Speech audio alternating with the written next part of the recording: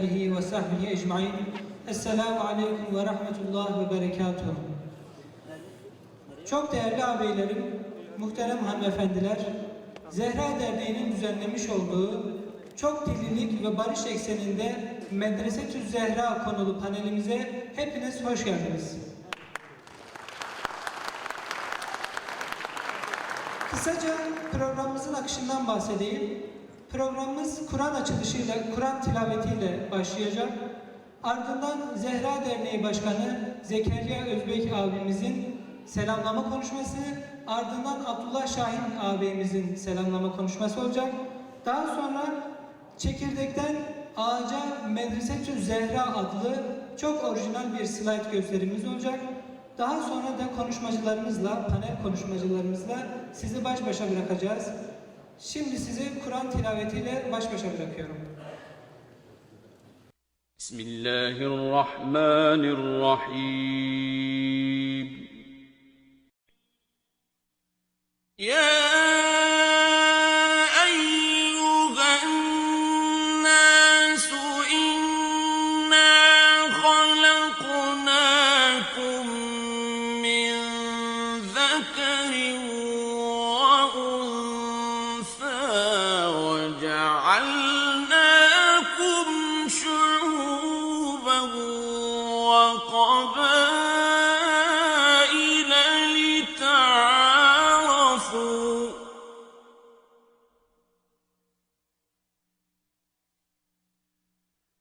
İnne ekremakum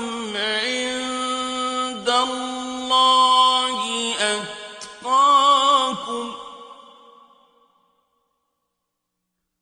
İnnallâhe alimun habîr. Bismillahirrahmanirrahim.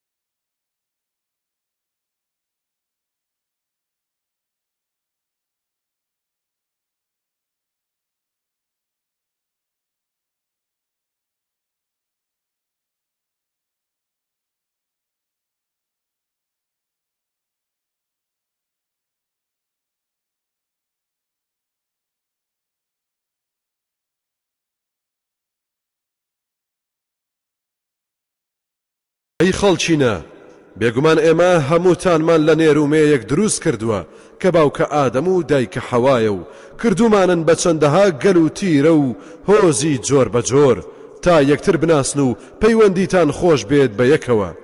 بەڕاستی بەڕێزترینتان لای خوددا ئەو کەسانەتانە کە زۆرتر لە خوددا ترسە و فەرمانبەرداری خوددایە. بێگومان خوددا زانا و ئاگایە بە هەمووان.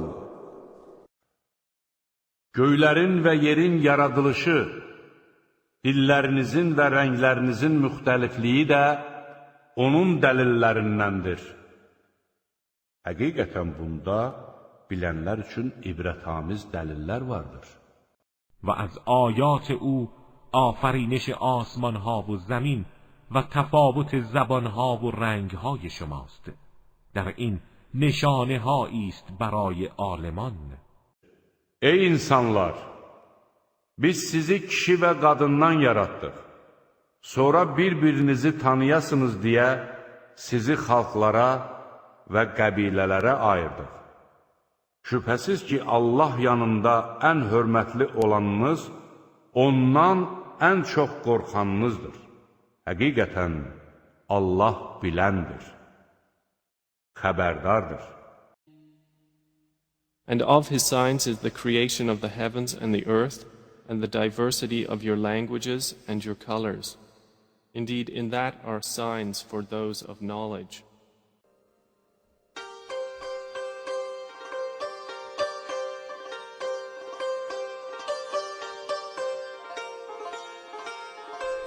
İsmim Said.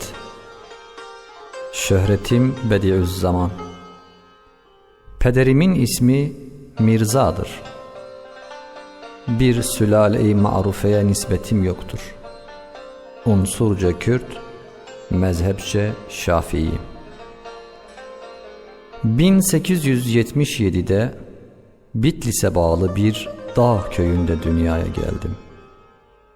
Davam uğruna mücerret kaldığımdan Ebu La Şey sayılırım. Medreseyle 9 yaşında tanıştım. Bizim oralarda icazet almış bir alim istediği köye gider, Allah rızası için bir medrese açar, köy sakinleri de ratıb usulüyle tüm ihtiyaçları karşılar. Tağ kariyesindeki Molla Muhammed Emin'in medresesine başladım. Fazla kalmadım. Pirmis'e, oradan Hizan Şeyhi'nin yaylasına gittim. Daha sonraları sırasıyla Koğan, Sert, Meşayih-i İzam mevkii olarak bilinen Gayda, Arvas ve Müks ocağına bağlı Mir Hasan Veli medreselerinde bulundum. Beyazıt'ta Şeyh Muhammed Celali'den aldığım 3 aylık ders, ilmi hayatımın miladı sayılır. Molla Cami'den sonra okunan kitaba kadar tüm sıra kitaplarından 1-2 ders alarak bitirdim. Şeyh bunun sebebini sordu. Dedim ki, bu kadar kitapları okuyup anlamaya gücüm yetmez. Ancak bu kitaplar birer mücevherat kutusudur. Anahtarları ise sizdedir. Sizden sadece bu kutuların içinde neler bulunduğunu göstermenizi diliyorum. Kitapların nelerden bahsettiğini anlayayım. Daha sonra kabiliyetime uygun bulduklarımı çalışırım. Gayem medreselerdeki eğitim sisteminin eksik yönlerini göstermek, yeni yöntemler geliştirmek ve bir sürü haşiye ve şerh ile kaybedilen zamanın önüne geçmekti. O kış boyunca Beyazıt'ta kaldım. Gündüzleri medresede, geceleri Şeyh Ahmed Khani'nin türbesinde geçirdim. O aralar İşrakiyün bilginlerinin mesleğine yönelip perhizin fikir inkişafına hizmet ettiği düşüncesinden hareketle 3 günde bir parça ekmek ile yaşamaya ve az konuşmaya başladım. Medreseden aldığım ilim ile tasavvuftan gelen feyzi birleştirmeye çalıştım. İcazetname-i ilmiyemi Celali Hazretlerinden alarak Vanlı Hasan Paşa'nın daveti üzerine Van'a yerleştim.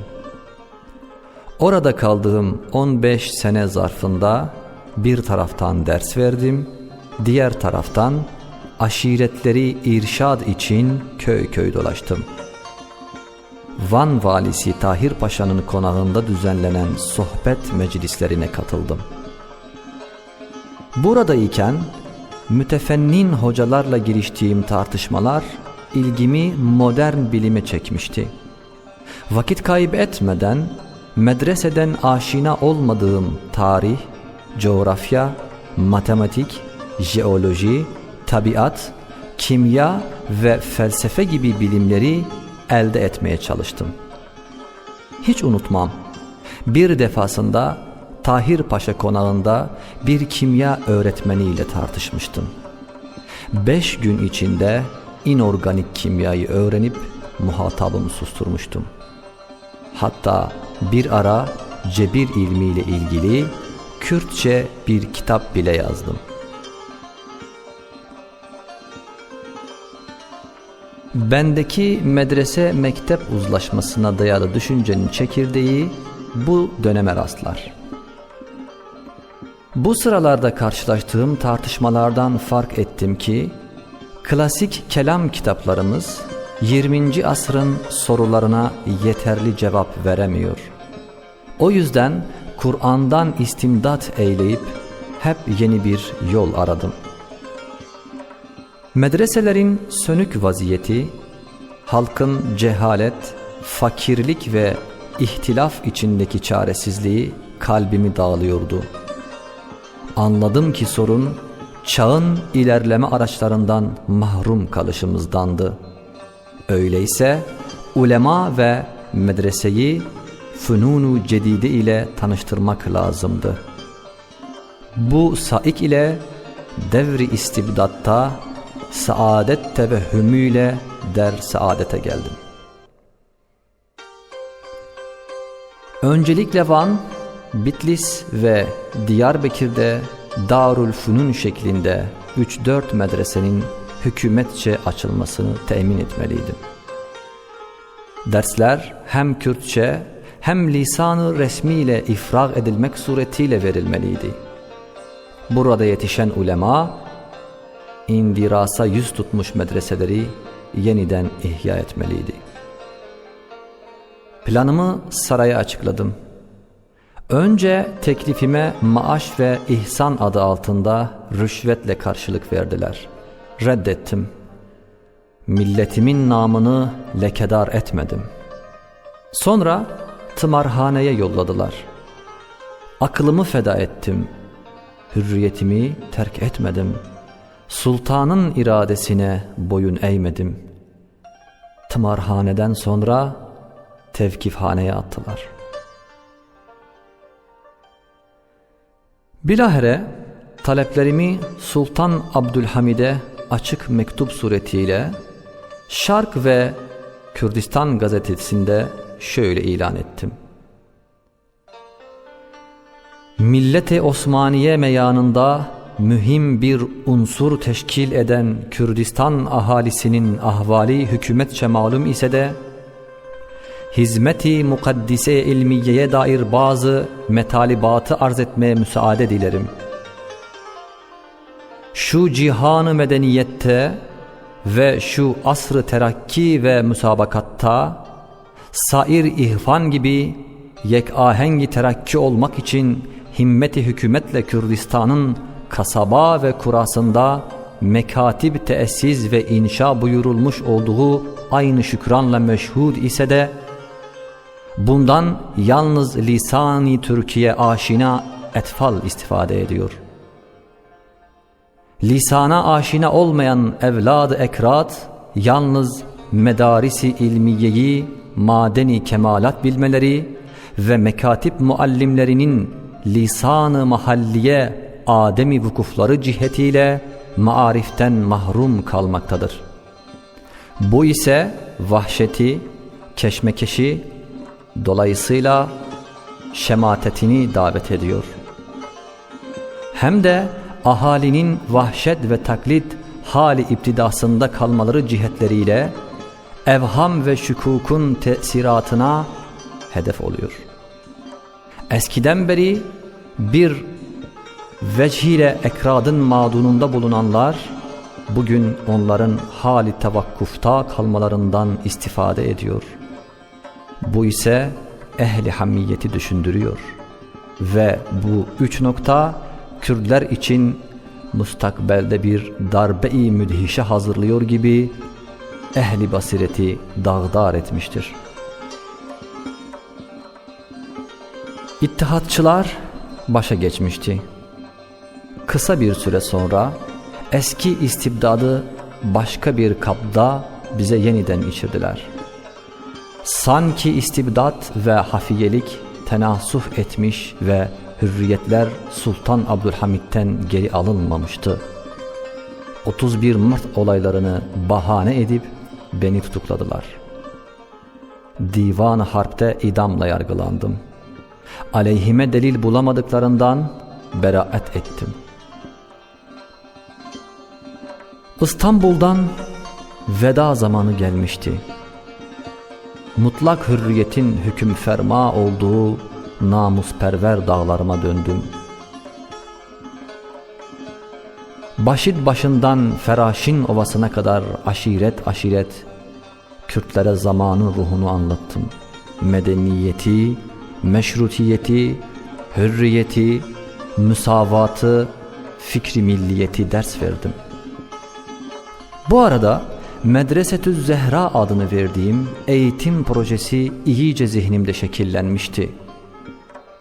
Bu konudaki fikirlerimi nutuk şeklinde Bitlis, Van ve Diyarbakır ahalisiyle paylaştım. Umumen dediler ki hakikattir ve mümkündür. Benim için artık Medresetü Zehra meselesi bir halkın meselesi haline gelmişti. Bundan sonra ekser hayatım o medresenin hayaliyle geçti. İttihat ve Terakki hükümetinden Medresetü Zehra'yı istemek için İstanbul'a geri döndüm. O sıralar Sultan Reşat Rumeli seyahatine hazırlanıyordu. Heyette bulunan bazı dostlar benim de Kürt ulemasını temsilen katılmamı istediler. Kabul ettim. Kosova'da iken projemi padişaha aktardım. Takdir etti. Rumeli dönüşünden hemen sonra Van'da bulunan Horhor medresemin başına geçtim. Kısa bir süre sonra Medresetü Zehra adında bir Darül Fünun'un açılması için padişah buyruk yayınladı. Resmi kanallarla kısmi ödenekler gönderildi. Temeller atıldı. Va hayfa ki 1. Cihan Harbi patlak verdi ve teşebbüs hakim kaldı. Rus esaretinden ve İstanbul'un mütareke yıllarındaki maceralarımdan sonra davet edildiğim Ankara'da bu projeyi meclisin gündemine taşıdım. İlk meclis toplantısında Mustafa Kemal'in de içinde bulunduğu 163 milletvekili tarafından onaylandı. Bundan sonraki gelişmeleri takip etmedim. Deccalana bir ruhun iktidarını gördüm ve Said sizinle çalışmaz deyip Van'a avdet eyledim. Zaten çok geçmeden 3 Mart 1924'te mektep medrese ikiliğini ortadan kaldırmak amacıyla Tevhid-i Tedrisat Kanunu çıkartıldı ve tüm medreseler yasa dışı ilan edildi. Şartlar Demokrat Parti iktidarına kadar bir daha bu projeyi resmi makamlarla tartışmama müsaade etmedi. Uygun bir zemin yakaladığımı düşündüğümde Medresetü Zehra meselesini bir mektupla tekrar dönemin Reisi Cumhur ve Başvekiline bildirdim. O mektupta şunları söyledim. 65 sene evvel Camiül Ezher'e gitmek istiyordum. Alemi İslam'ın medresesidir diye ben de o mübarek medresede bir ders almaya niyet ettim. Fakat kısmet olmadı. Cenab-ı Hak rahmetiyle bir fikir ruhuma verdi ki Camiül Ezher Afrika'da bir medrese-i umumiye olduğu gibi Asya Afrika'dan ne kadar büyük ise daha büyük bir Darülfünun, bir İslam üniversitesi Asya'da lazımdır. Ta ki İslam kavimlerini mesela Arabistan, Hindistan, İran, Kafkas, Türkistan, Kürdistan'daki milletleri menfi ırkçılık ifsat etmesin. Hakiki, müsbet ve kutsi ve umumi milliyeti hakikiye olan İslamiyet milliyetiyle müminler ancak kardeştirler. Kur'an'ın bir kanunu esasisinin tam inkişafına mazhar olsun. Ve felsefe fünunu ile ulûm-u diniye birbiriyle barışsın ve Avrupa medeniyeti İslamiyet hakaikıyla tam müsalaha etsin. Ve Anadolu'daki ehli mektep ve ehli medrese tam birbirine yardımcı olarak ittifak etsin diye Vilayat-ı Şarkiye'nin merkezinde hem Hindistan, hem Arabistan, hem İran, hem Kafkas, hem Türkistan'ın ortasında Medresetüz Zehra manasında, Camiul Ezher üslubunda bir Darül Fünun, hem mektep hem medrese olarak bir üniversite için tam 55 senedir Risale-i Nur'un hakaikına çalıştığım gibi ona da çalıştım.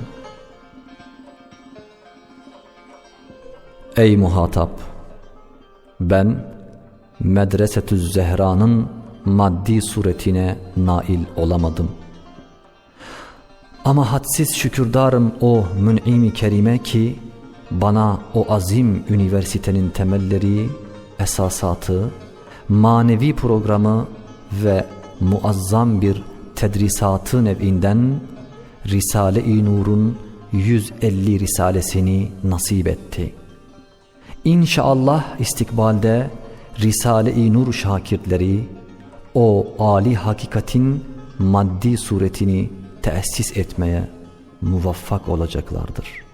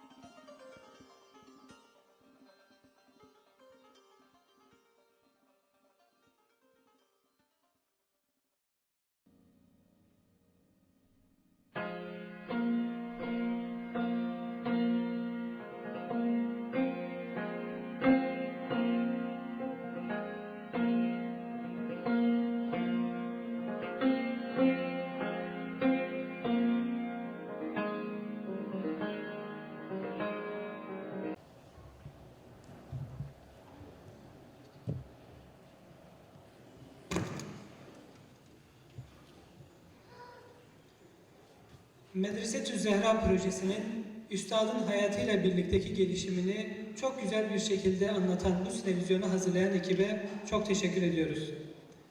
Şimdi programın açılış konuşmasını yapmak üzere Zehra Derneği Başkanı Zekeriya Özbek ağabeyimizi huzurlarınıza davet ediyorum.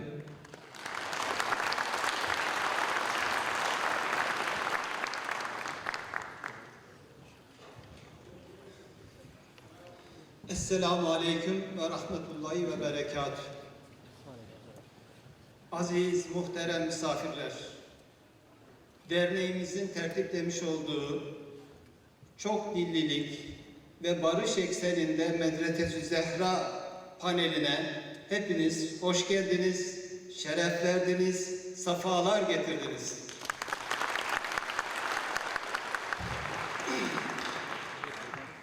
Azametli, bahtsız bir kıtanın, şanlı, talihsiz bir devletin, değerli, sahipsiz bir kavmin reçetesi Medresetüz Zehra'dır. Derneğimiz olarak bir taraftan Risale-i Nur'un hakikatine çalıştığımız gibi bu Medresetüz Zehra hakikatinin de gerçekleşmesine, bu idealin gerçekleşmesine de aynı şekilde çalışıyoruz, ona hizmet ediyoruz. Biri birine komşu, biri birine muhtaç ve biri birine kardeş olan İslam kavimlerini kaynaştıracak, birleştirecek ve İslam medeniyetini ve asr-ı saadetin küçük bir numunesini bu asr-ı ahirde netice verecek böyle bir ideale ve böyle bir neticeye gayret ediyoruz, gerçekleşmesine çalışıyoruz. İnşallah onun hakikatini, kıymetini ve önemini arkadaşlarımız ayrı ayrı şekillerde dile getirdikleri gibi inşallah hepimizin el birliği vererek bu hakikatin gerçekleşmesine yapacağımız çalışmalarla inşallah insanlık alemi, İslam alemi bir saadet görecek. Tekrar hepinize hoş geldiniz diyor, saygılarımı sunuyorum.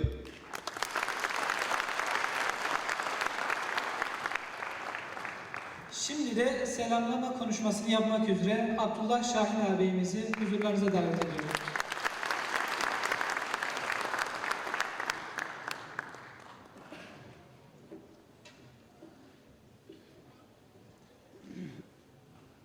بسم الله الرحمن الرحيم مبدأ هر علمك ناوي عليم حمد وثناء وشكراني جبو خالق الرحماني كو فساحة بيان داية لسان إنساني فساحة بيان داية لساني لسان داية إنساني هندي صلوات همي للرسول مي أمي كوبونا بيروي دوي عرب و كرمانج و رومي ميوانن هجا و برومت هن بخير هاتن سرسرا سرچاوانات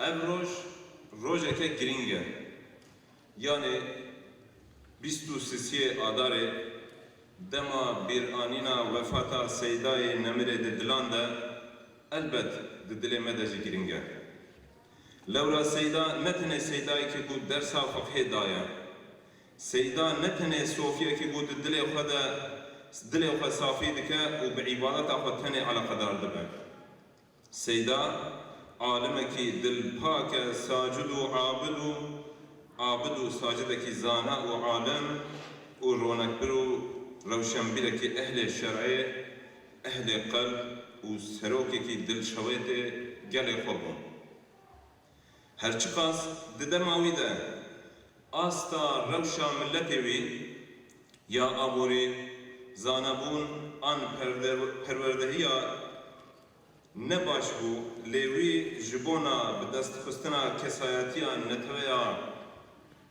خواه خباتین گلک باش کرنه دناو کوملو سازین کو جبونا برجمندین گل هاتنه دامزراندن جی کردیه دناو کوملیا آن جمعیتا کرد تعاون و ترقیه ده دناو جمعیتا کرد نشری معرفی ده و هر وکی دناو با کوملیا ده جی کردیه خبات و خدمت کرنه هنک جاران جبونا پروردهی گلی کرد داخوازنامه نویساندنه لمخابن رایدارن دولت آن سروکن دولت عثمانی سلطان عبدالحمید و آویتیت مارخانه هنک جاران جبونا خباتن و آویتن حبسخانه و جبر خباتا پارستنا باوریا گلن آنادوله گلک جاران هاتیه جهردائین و 28 سالن خوی داوی ده حبسخانه ده درباس کریه لبله پشتی وفاتاوی هنه کسین کو دما جیاناوی ده نکاربون وی جدوزاوی دور بخن و تخن دووک جرجم و ریخستنون ایدولوژیان بشری دوزاوی آن حوالرین وی لسر ناوین هنک مصلحت و حکمت بمعنى وی جدوزاوی دور خستن ایرو ویج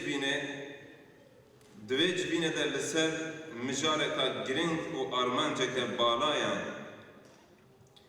آرمانجا که بالایا کو سیدای هجا بدیو زمان سعید کردی نورسی بیت سکناندن اف جوین لسرویه لورا دوی مجاره ده جه ناکوکی و داخوازا وقتاندنا جه اصل و کوکین وی هیا دبنگها فکر مدرسه زهرای ده قیمت داینا جناب پیغمبر صلی الله علیه وسلم لسر علم و زانینه هیا ناوی دایگا ما و اهل بیته یعنی اهل مالا جناب پیغمبر صلی الله علیه وسلم فاطمه الزهرای اب مدرسه زهرای خوشکا ازهرا دیاریا کالمی صلاح الدین هیا کدو آرمانجا سیدای ما بدیع الزمان آب 55 سالان کو جبونا کردان و عالمین وان هفناسینا نتوین مسلمان و خلاصیا ایمان و خلاصیا زوردستی و ظلمکاریا استبدادا مطلق هیا دواتیا ویده دمعنیا وی مدرسه زهرای ده و دبنگها حزر مدرسه زهرای ده وسیعتا سیدای ملعزدین شهید نمر هیا مدرسه زهرای آشیتیا دنابرا ملت کرد برومت لی بی خودید و علم و فن عصرینا آشتیه که دنابینا وی ملتی و با علم و فن عصری ده چید کن اب آشتی و خلاصیان نتوه و عالم کردانه Aşitiya dinavbera millete Kurde ye. Aşitiya dinavbera neteweyên Asyayên Müslüman de ye. Aşitiya millet û dîn û baweriye ye. û medresa Zehrayê xilasbûna ji nezaniyê ye. Xilasbûna ji xizaniyê ye. Xilasbûna ji dijminatiya nava milletê Kurd û nava milletê Müslüman e. Belê mirov dikare gelek tiştan li ser vê mijarê bihizre. Lewra ustad hizirandina medresa Zehrayê wekî armanc û xeyalekî xwe yê 55 salê dinirxîne.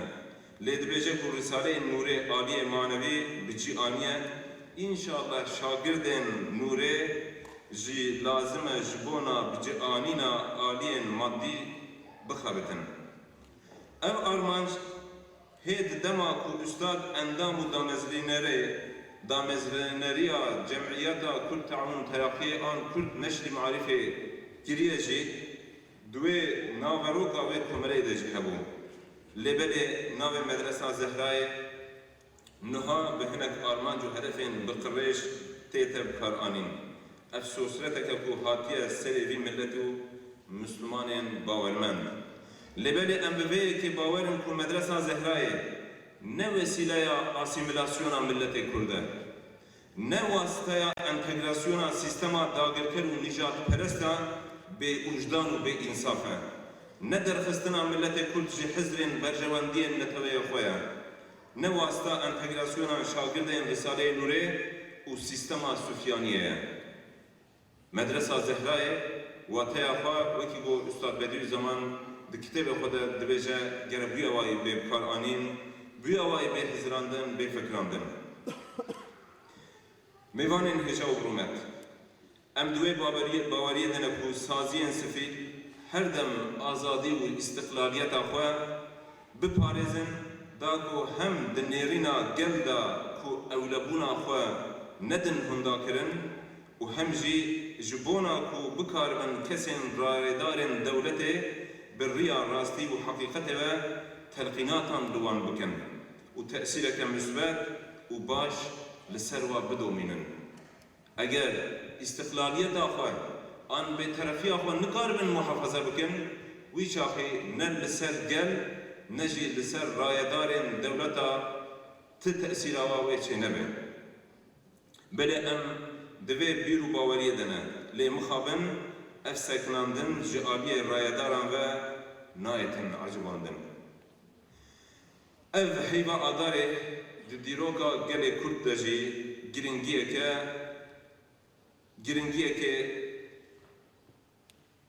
گرنگیه که بنام خود دوشیره وکی دیگه که آدارا 1979 سیدای نمر ملا مصطفى برزانی وفات کرد در امریکایی دی چار آداره ده 1993 ده لشامه سلطان صلاح الدین وفات کرد 16 آداره ده 1988 ده کم کجیا بسلاحین بچکین کیمیایی جی 5000 زیاده تر انسان به حلبچه هاتن قتل کردن. دسی و یکی آداری ده سال 1947 ده لمهاباد لقادا لمیدان چارچرای قاضی محمد و حوالی هاتن داره کندن. ده 23 آدار 1960 ده جی استاد بدیع زمان د میوانتیا کال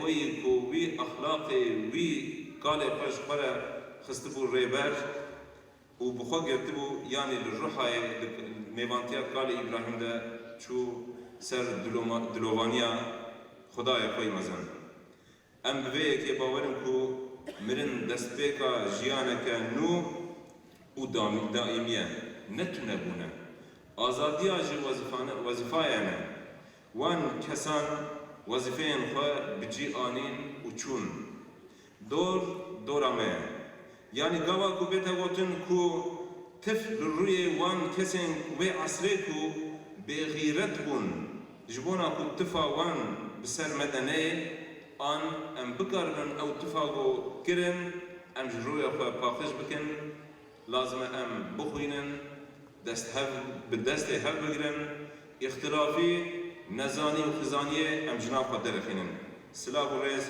جی همین میوانان را ورحم لجورا وان سروكان با وجرحي وان را الفاتحة.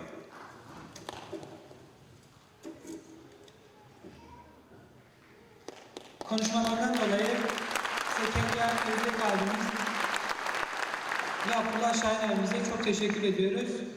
Ve panelimize başlıyoruz. Şimdi de alkışlarınızla panel konuşmacılarımızı sahneye davet ediyorum. Panel moderatörü araştırmacı yazar Muhyiddin Kaya.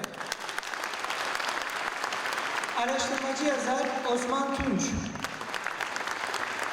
Artuklu Üniversitesi öğretim üyelerinden Doçent Doktor İbrahim Bor, Ankara Üniversitesi Hukuk Fakültesi'nde araştırma görevlisi Salim Orhan.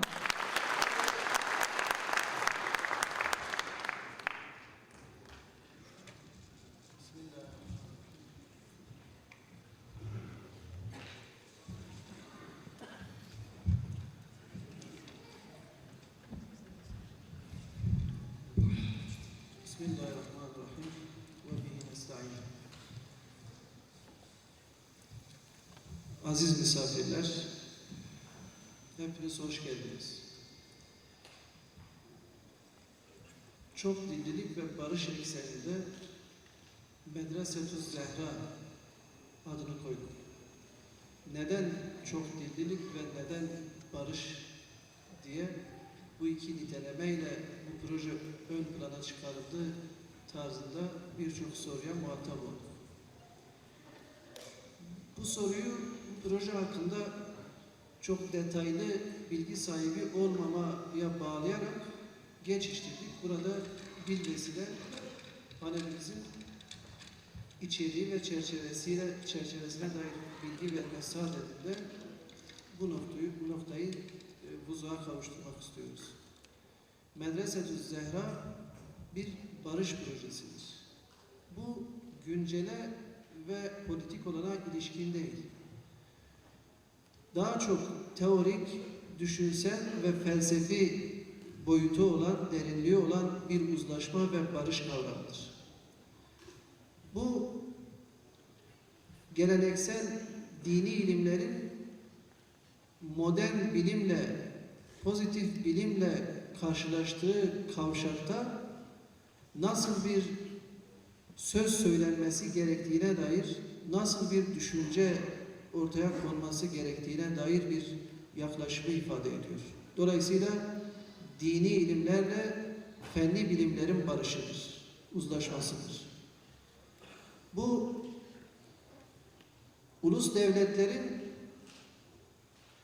hakim olacağı, hükümran olacağı çağda ortaya çıkaracağı büyük kaos, büyük ırkçılık faciası karşısında önceden alınmış bir tedbirin, bir uzlaşma perspektifinin irad buyurulması, ifade edilmesidir.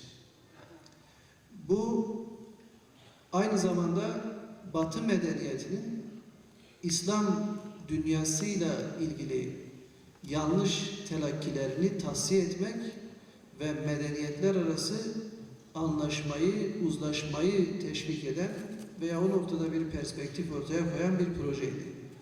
Bu açıdan elbette bir toplumsal uzlaşma projesidir. Bir diğer taraftan bu proje hiçbir zaman tek dilliliği doğru görmeyen, öngörmeyen, reddeden bir yaklaşıma sahipti. Ve bu yüzden de Osmanlı Cumhuriyet modelleşmesi sürecinde dışlanmış bir projedir. Adı anılmayan bir projedir. Bu açıdan çok dilliliği işlerken biz elbette Medresetü Zehra tasavvurunu güncele ve konjektürel endişeleri gidermeye yönelik bir plan veya çerçeve içerisinde ele almayacağız. Bu inanca ve derin bir felsefeye yaslanan köklü bir tasavvurun ifadesidir. Bizde çok dillilik sadece politik bir ifade değil, inancımızın, itikadımızın gereğidir. Programımızın girişinde birlikte dinlediğimiz ayet-i kerimeler toplumsal uzlaşmanın, kavimler arası birliğin ve barışın ve çok dilliliğin nasıl bir inanç meselesi olduğunu çok çarpıcı biçimde ifade etmiştir. Giriş konuşmasını, girizgahı fazla uzatmadan konuşmacılarımızı kısaca tanıtmak istiyorum, panelistlerimizi kısaca tanıtmak istiyorum. Zehra Yayıncılığın editörü, yayın yönetmeni, değerli ağabeyimiz, gazeteci yazar Osman Tunç hocamız, bir toplumsal uzlaşma projesi olarak Medresetü Zehra adlı sunumunu yapacak. Yine Artuklu Üniversitesi'nden çok değerli hocamız Doçent Doktor İbrahim Bor bize bilim ve din ilişkisi zaviyesinden Medresetü Zehra'yı anlatacak. Ve Dicle Üniversitesi'nden araştırma görevlisi kardeşimiz Salim Orhan ise Osmanlı Cumhuriyet modelleşmesinde dil ve eğitim politikaları ve Medresetü Zehra adlı bir sunum yapacak. Şimdi konuşmalarını yapmak üzere değerli hocamız Osman Tunç hocamızı konuşmaya davet ediyorum.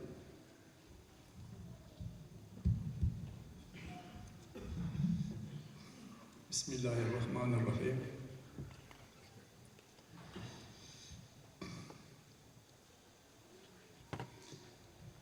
Ben önce Sayın moderatörümüz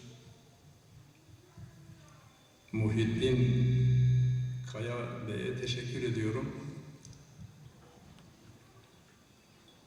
Hem içerik açısından hem tanzim açısından gayet güzel bir sinevizyon hazırlamıştı. Teşekkür ederiz.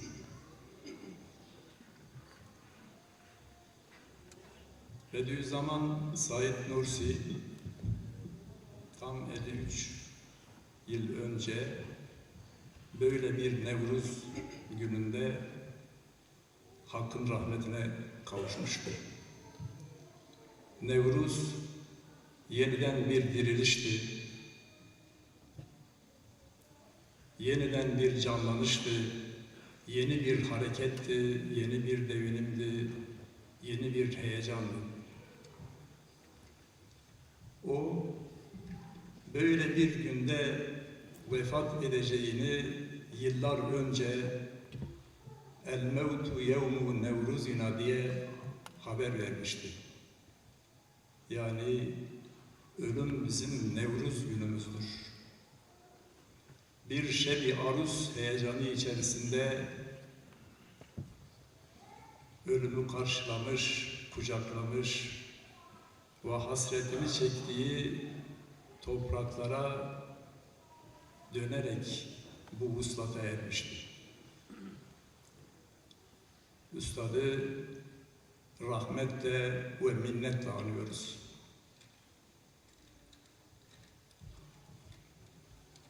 Bu girişten sonra Medresetü Zehra üzerinde kısa bazı değinimlerde bulunacağım. Önce niçin Medresetü Zehra? Neden böyle bir ihtiyaç hasıl oldu? Bunu hem sinevizyon hem misafir arkadaşlarımızın değinilerinde dile getirilmiş oldu. Osmanlı İmparatorluğu son döneminde büyük badirelerle karşı karşıyaydı. 19. yüzyıl tamamen imparatorluğun çöküşünü, dağılmasını, çözülmesini bir nevi mukadder kılmıştı. Ama bunun karşısında çözüm yolları arayan mütefekkirler, ulemadan bazı zevat, bunu nasıl durdurabiliriz, bunun hal çareleri ne olabilir diye kafa yoruyorlardı. Bunların en ateşin, en zeki ulemadan, İslam dünyasında her gittiği yerde coşkuyla karşılanan, onları heyecanlandıran, harekete getiren Cemalettin Efgani vardı. Daha sonra onun talebesi sayılabilecek El-Ezher Üniversitesi'nin de müftülüğünü yapacak olan daha sonra Muhammed Abdul vardı. Bunları niçin söylüyorum, zikrediyorum? Çünkü Bediüzzaman Said Nursi gençlik yıllarında Mardin'de Cemalettin Efgani'nin öğrencilerinden 2 kişiyle karşılaşır. Onlardan bir nevi siyaset dersini alır. Daha sonra Namık Kemal'ın Rüya adlı bir yazısını okur. Orada hürriyet muhtevalı bu makalesinden hürriyet aşığı olur. İstanbul'a geldiği zaman bir fırtına gibi eser. Aynen Efgani gibidir. Her gittiği yerde bir cazibedir. Her gittiği yerde adını duyurur. Ama onu diğer konuşmacılar da belirtiler. Yanlış anlaşılması yahut hazmedilmemesi yüzünden bazen tımarhaneye, bazen tevkifhaneye, bazen zindanlara atılır. Ama o bildiği yoldan geri dönmez. Düşüncelerini cesaretle, medeni bir cesaretle efkar-ı umumiyeye arz eder. İmparatorluğun bu feci durumundan nasıl İslam toplumu kurtulabilir? Bunun hal çarelerini hem her gittiği yerdeki nutuklarında, hem gazetelere verdiği yazılarında, hem meclis sohbetlerinde dile getirir.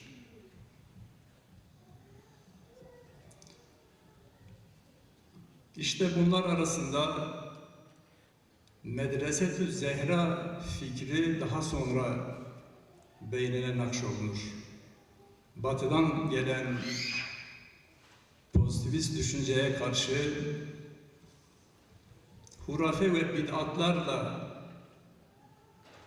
dolu olan ya da doldurulmuş olan medrese eğitiminin artık bu savlete karşı, bu hücum, Avrupa'dan gelen bu fikir savletine karşı duramayacağının altını çizer. Onun içindir ki bu toplumun, İslam toplumunun nasıl kurtulabileceğini, hangi yollarla, hangi metotlarla yeniden diriltilebileceğinin çalışmasını ve fikir ve düşünce planında nasıl tekrar İslam dünyasının ayağa kalkabileceğini sürekli düşünür, tartışır, yazar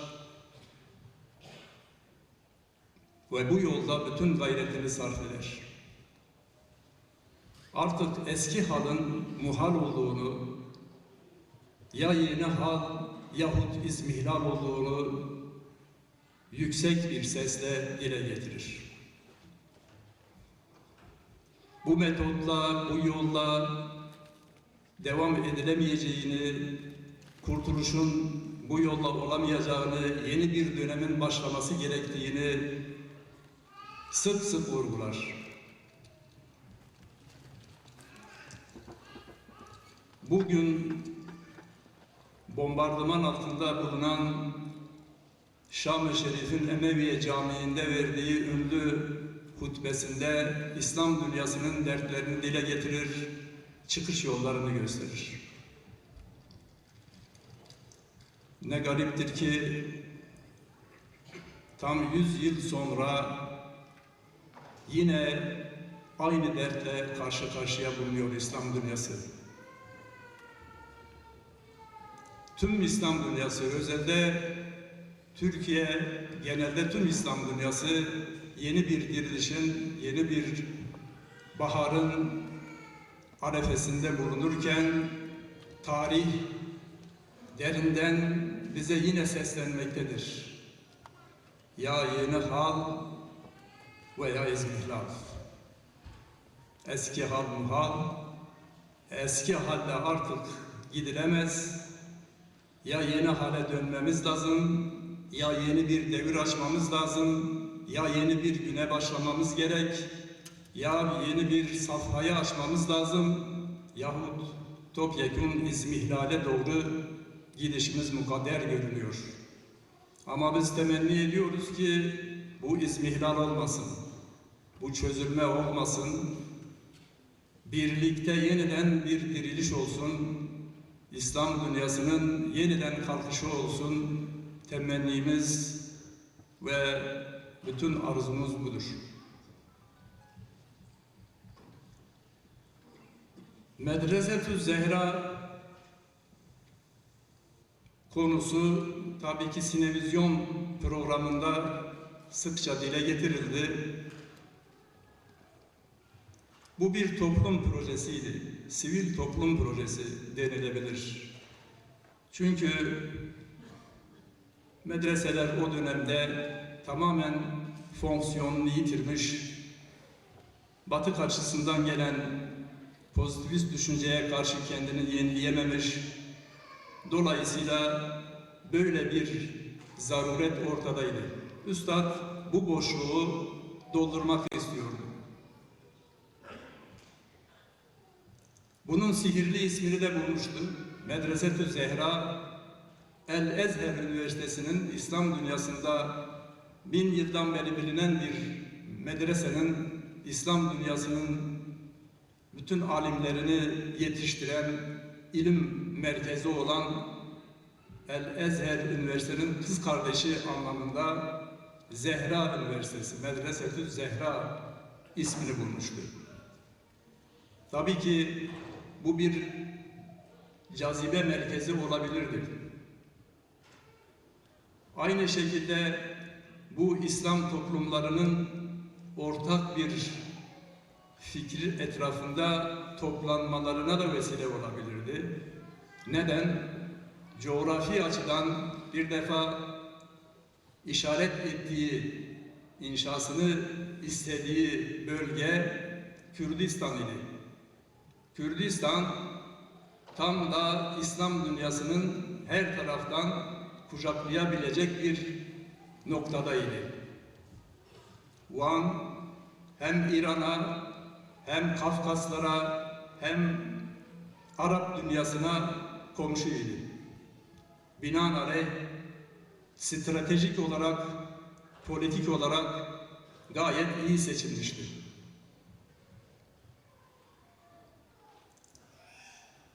Ama tabii ki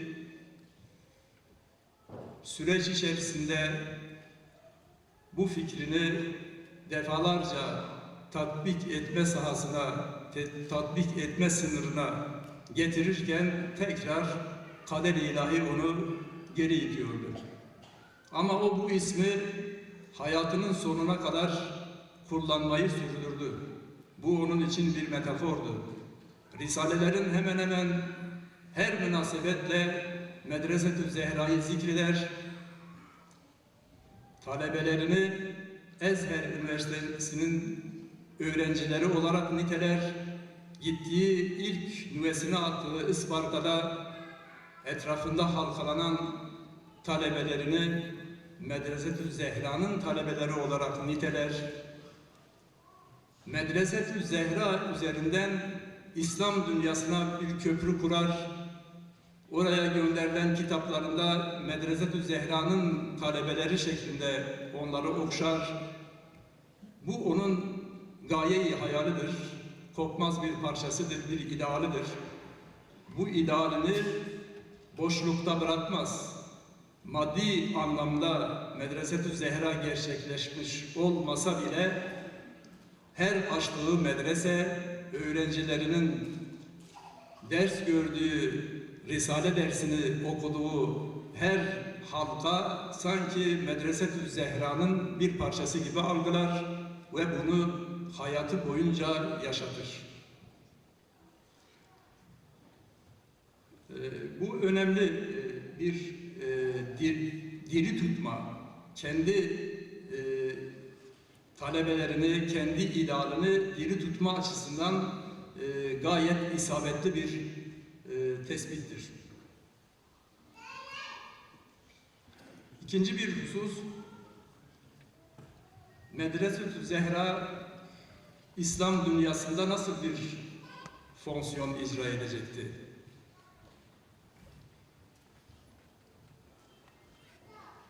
Üstad 1950'lerden sonra Demokrat Parti döneminde Celal Bayar'a ve Menderes'e yazdığı mektuplarda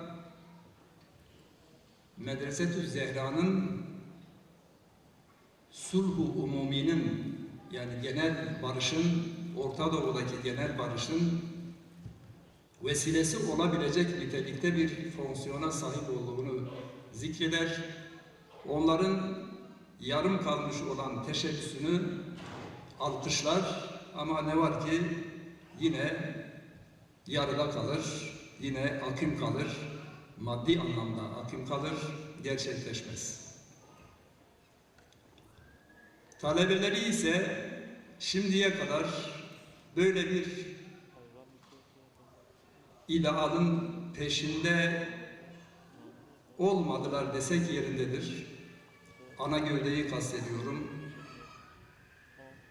Ana gövde daha çok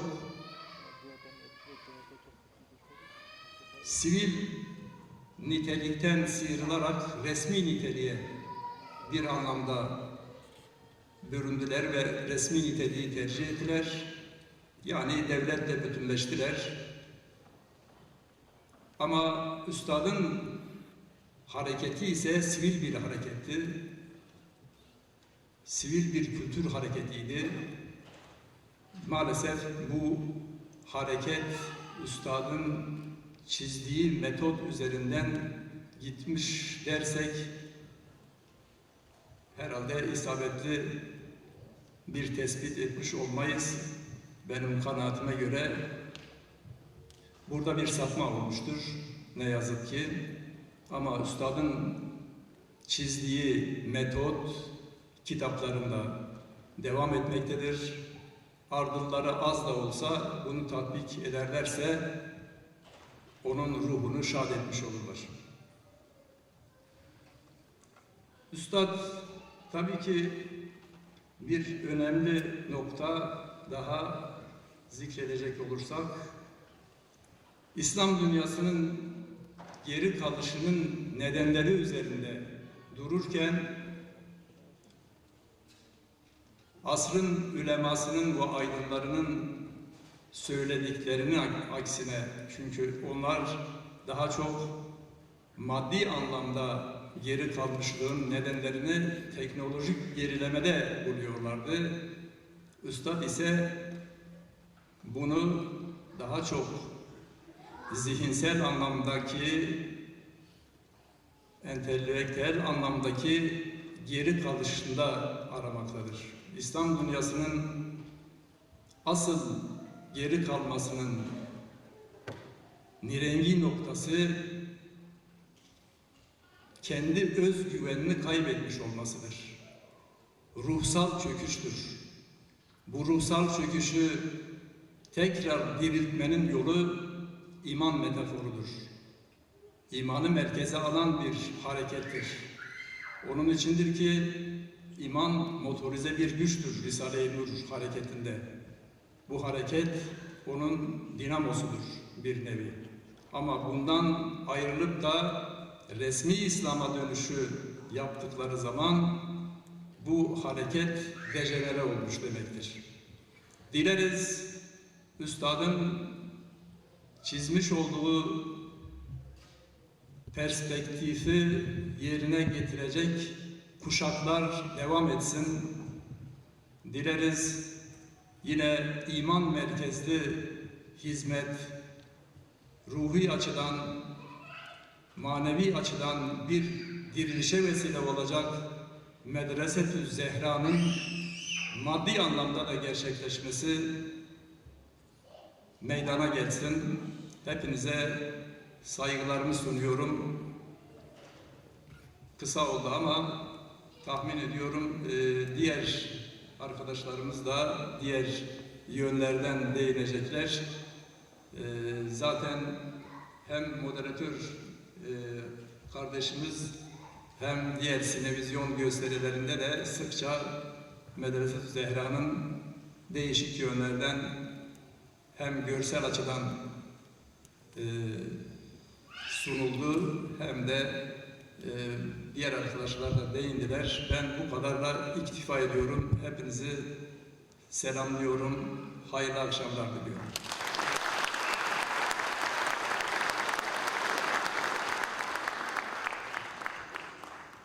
Osman hocamızın bu tavrından da anlaşılıyor ki uzlaşmanın yolu kendini kısıtlamaktan geçiyor. Osman hocamızın henüz 5 dakikası vardı. Hakkından feragat etti. Uzlaşma bazen bilinçli feragatlerle sağlanır. Toplumsal uzlaşmanın yolu bu tarz tavırlarla daha bir anlam kazanır. Teşekkür ediyoruz hocamıza yaptığı değerli yorumlarından dolayı. Medreset-i Zehra çok boyutlu bir proje dedik. Özellikle toplumsal uzlaşma başlığı adı altında aslında bir tek perdeden, bir tek sahneden bir uzlaşma fikri yer almıyor veya bu sadece bir tek alanı kapsayan bir uzlaşma projesi değildi. Ortaya konduğu yer itibariyle, coğrafya itibariyle Kürtler arasındaki ihtilafı bertaraf etmeye dönük bir uzlaşma projesiydi. Hitap ettiği alem-i İslam itibariyle ırkçılığın İslam kavimleri arasında ifsada yol açmasını önleme noktasında bir uzlaşma projesiydi. Yine kıtalar arası bir uzlaşmaya yol açacak, Avrupa medeniyetinin İslam hakkındaki yanlış telakkilerini bertaraf edecek, Asya'dan yöneltilmiş bir cevap olma niteliğiyle yine bir uzlaşma projesiydi. Şimdi özellikle Medresetü Zehra projesi içinde yer alan din-bilim ilişkisiyle ilgili perspektif neydi? Bediüzzaman burada yeni bir epistemolojinin kapısını mı zorluyordu? Yeni bir şeyler mi söylemek istiyordu? Yoksa alışılageldik ve koşullara bağlı bir takım etkisi altında bir takım sözler mi ifade etti? Bu konudaki değerlendirmelerini almak üzere şimdi de Doçent Doktor İbrahim Bor hocamızı dinliyoruz. Özür diliyorum. Bu arada sükuneti temin edersek iyi olur. Yani araya girip bu ikazda bulunmak istemiyorum. Sükunet temin edilirse iyi olur. Teşekkür ederim. Sesim geliyor mu? Ben de öncelikle büyük düşünce mimarının bu 53. ölüm yıl dönümünde rahmet ve saygıyla anıyorum. Böyle önemli bir programı tertipledikleri için özellikle çalışan arkadaşlara da teşekkür ediyorum. Rastlaşacağız. Bejnahı ciber ev gencine u mirasa fikru ramaniya üstad jibome helaydı tavinim. Şimdi aslında o sinevizyonda Medreset-ü Zehra'nın yani açıkça bir medeniyet projesi olduğu anlaşılıyor.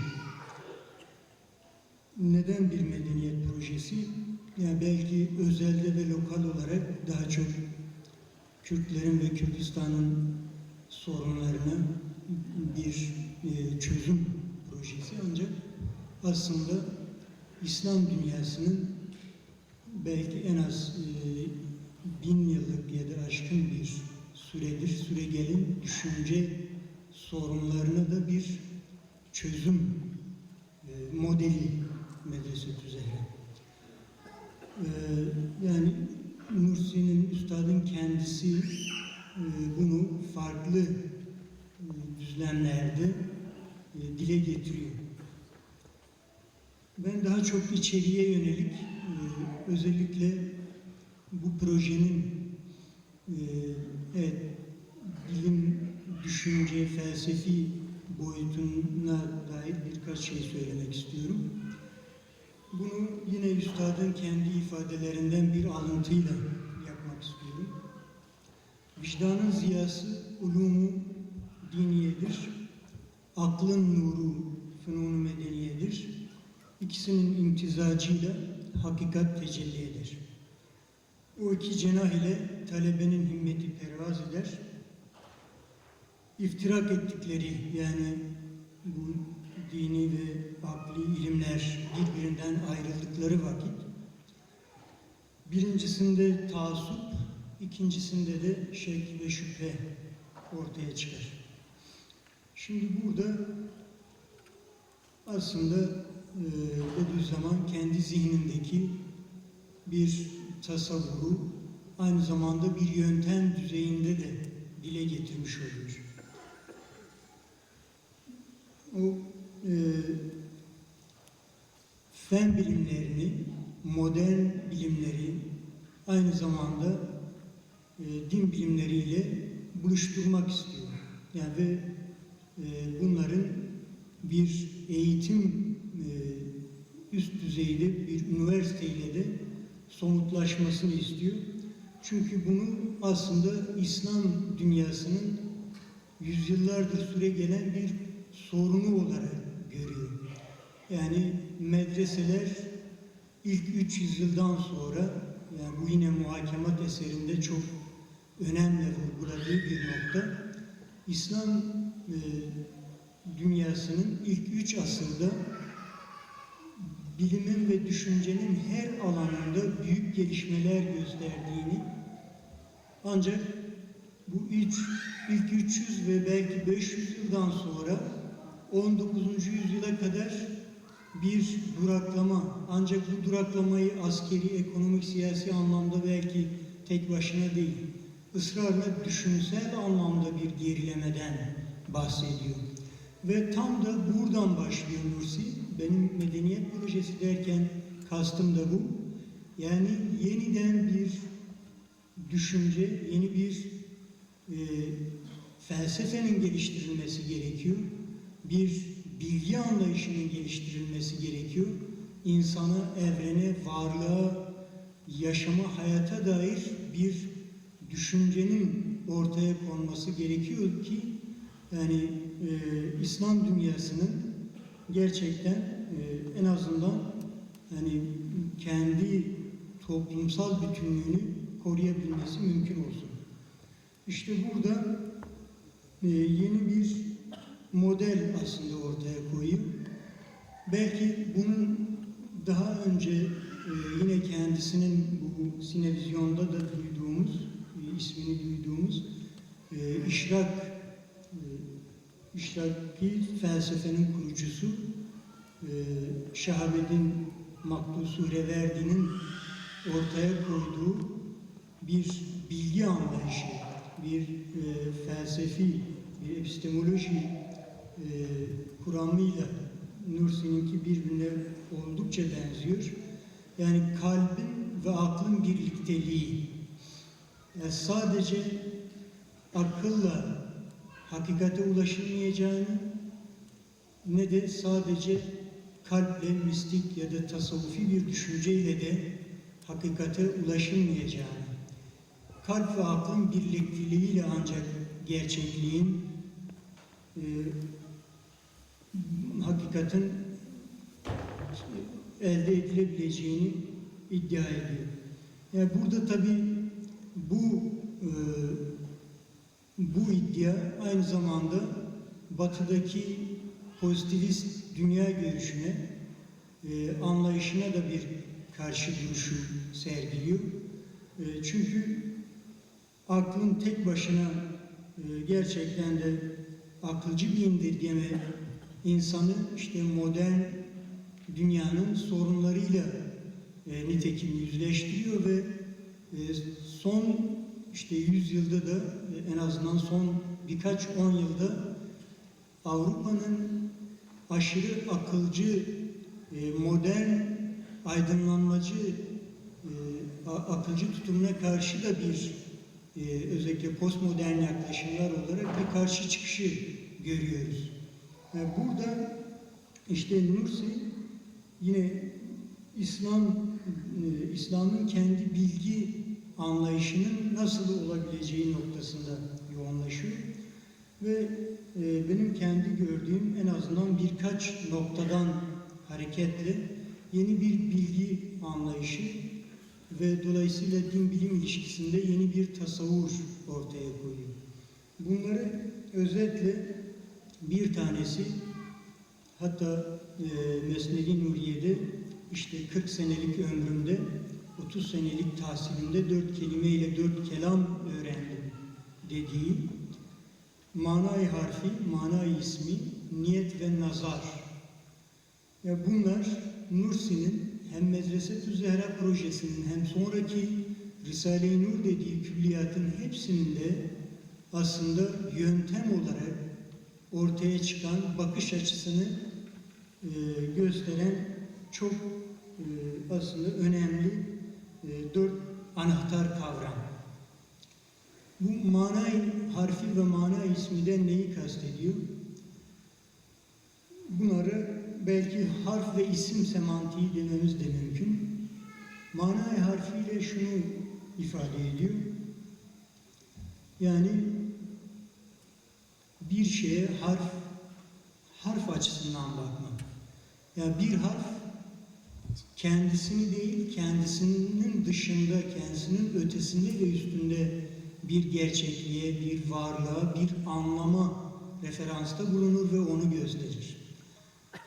İsim semantiği ise, manayı ismi dediği şey, bir şeyin sadece kendisini göstermesi ve kendi anlamını ifade etmesi ve ona referansta bulunması.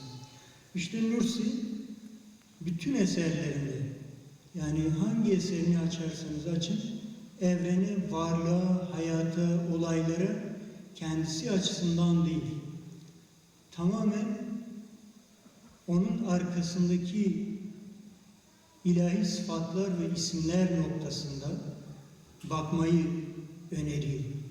Ve buradan ikinci bir yaklaşım olarak belki sıfatlar ontolojisi diyeceğimiz yeni bir bilgi anlayışının altyapısını öneriyor. Burada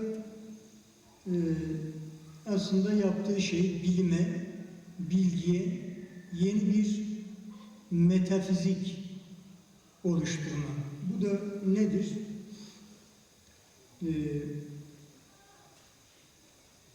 Yani bir belki bu konularda İslam bilimi alanında çokça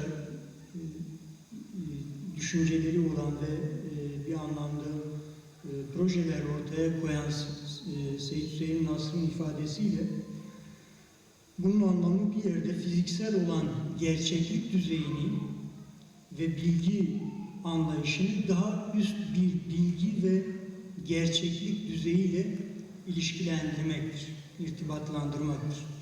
Yani Nursi'nin yaptığı deyim yerindeyse yani bir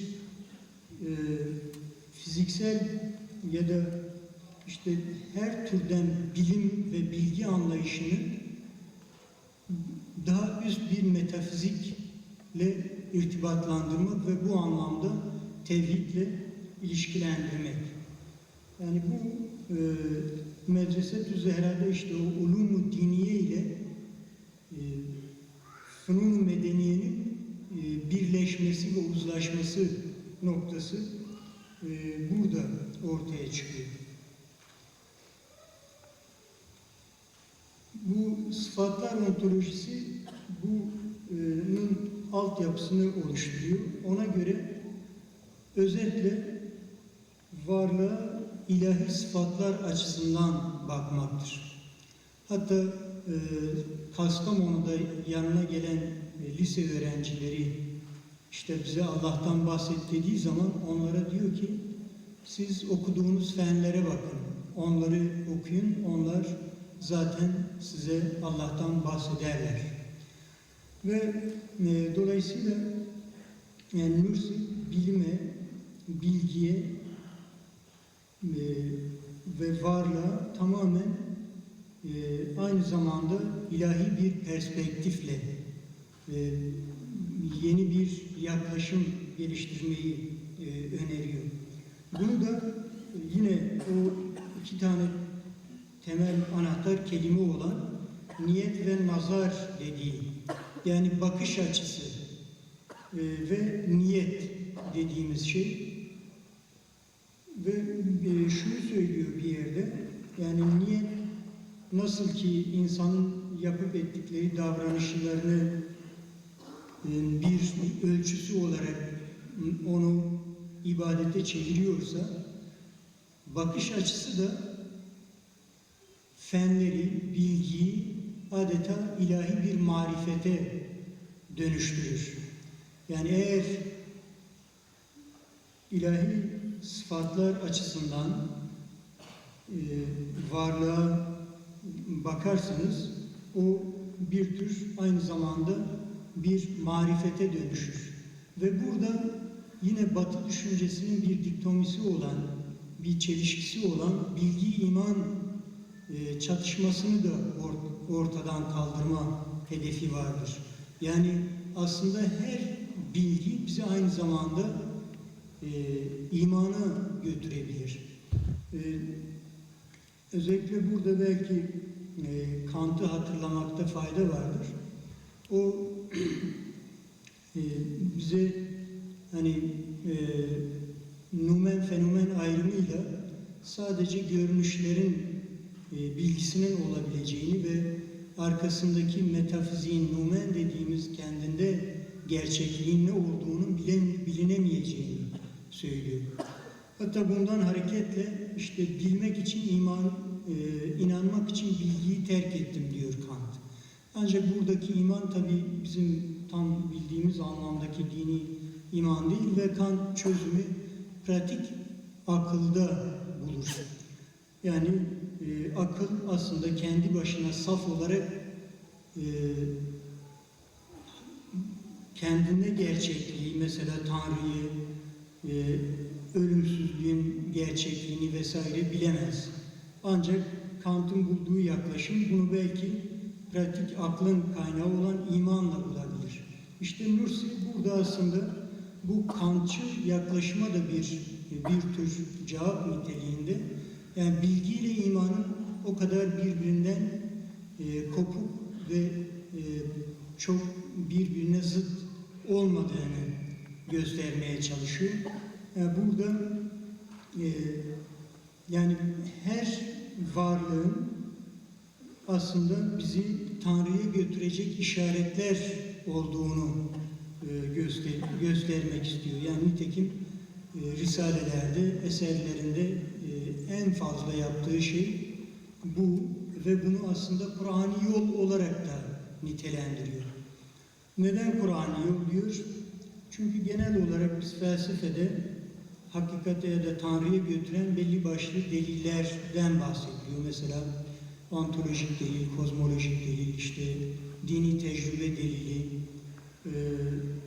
ve Kant'ın geliştirdiği ahlak delili gibi deliller Tanrı'nın varlığı için ileri sürülüyor. Ama Nursi bunların çok ötesinde her varlıktan Tanrı'ya giden bir yolun olduğunu söylüyor. Ve bizatihi varlıktaki düzen, hikmet, gayelilik, nizam, bunların görüntüsü aslında bilim dediğimiz şey bunların keşfedilmesidir.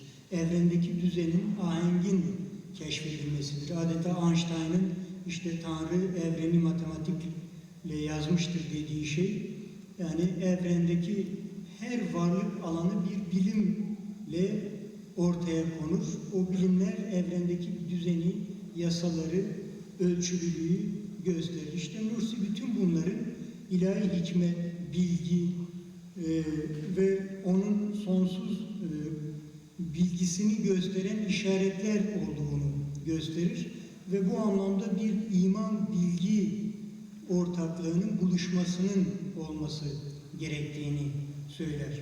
Bu aslında Medresetü Zehra'da işte geliştirmek istediği şeydir. Bununla hem modern bilimin, bilginin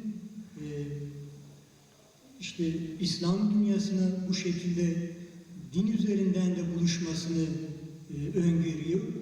Hem de yüzyıllardır medreselerden belki çıkarılmış olan, aslında oralarda çıkan mesela felsefi düşüncenin ve birçok fen biliminin de yeniden medreselerle buluşmasını istiyor. Böyle olunca bir tür zihinsel bir aydınlanma söz konusu olacak. Yani sadece dini bilgilerle, işte temel dini İslami bilimlerle değil, yani felsefeyle ve bilimle aydınlanmış bir din anlayışının gelişmesi. Öbür taraftan sadece işte akılcı bir bilgi, bilim anlayışı değil, imanla aydınlanmış bir akıl ve bunu işte bir yerde hani akılla kalbi, imanla bilgiyi gözdeki siyahlıkla beyazlığa benzetiyor. Eğer gözün içerisindeki siyahlık olmazsa aslında o aklık kördür ve ne kadar bilim ve bilgi yığını olursa olsun, eğer o bir üst metafizik düzeyle, Tanrı ile buluşturulmazsa o da aslında bir tür Nursi'nin önerdiği şeyde bir cehalettir ve gerçek anlamda varlığın, insanın anlamını bilememektir. Onun için her bilginin muhakkak ilahi marifetle buluşturulması gerekir. Bu belki Medresetü Zehra'nın tabii çok daha detaylı olarak aslında ele alınabilir. Bunun düşünsel olarak manevi boyutu aslında Risale-i Nurlar'dır. Bunu kendisi de söylüyor. Ama bir eğitim modeli olarak da bunun fiziksel olarak da bir üniversite olarak inşa edilmesini ve model olarak geliştirilmesini istiyor. Ben de böyle bununla özetlemiş olayım. Teşekkür ediyorum. Değerli sunucular,